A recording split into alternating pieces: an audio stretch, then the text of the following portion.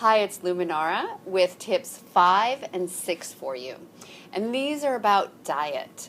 I know we keep hearing diet, gluten-free, casein-free, but let me tell you, it can be very important for your child. So for example, I've heard parents who said after a few days gluten-free, their kid is a different person. It's made a huge difference. And honestly, I've heard people who say it hasn't made a difference, but those are much fewer. And my question, if you've tried it, is did you go 100%? Not 99, not 95, not, I just want this cake at the birthday party because my child is being left out. No, really strict and see what happens. I had a client who said her son had some kind of gluten cookie. He somehow got a hold of it over Christmas, and she could tell in his behavior within an hour. So this can make a really big difference, partly because the chemicals that gluten and dairy break down into. The casein-free means dairy-free. So these molecules don't quite break down all the way. They leak through the gut. And what they do in the brain is they act like morphine, like stimulants. And then kids can get really addicted to these. So sometimes going gluten-free and dairy-free, you need to sort of wean down, much like a drug addict would wean off their drugs. And that could be helpful. So that could be very, very important. You could see huge differences. So really, if you haven't tried that yet, I encourage you to.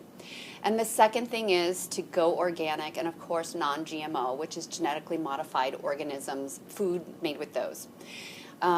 Lots of reasons to go non-GMO, mainly because you have clean, whole food. When they insert genes into these vegetables or products, like, you just don't know what you're getting. It's not natural, and different things can happen in the genetics. Trust me, I studied genetics. And then organic, well, I don't know if you know, but farmers spray Roundup just before harvest on different crops like wheat, peas, legumes, chickpeas, beans.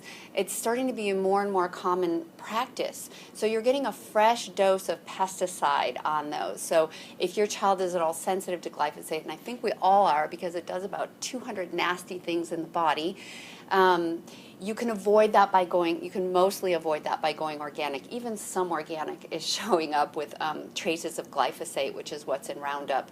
But that can help tremendously, and there's a whole bunch of consequences that happen in the body because of the glyphosate.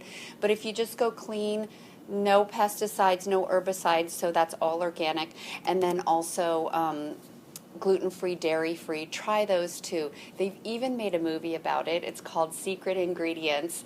I think it was just out in the fall of 2018, which talks about families who went clean and the differences it made. So there you go, tips number 5 and 6.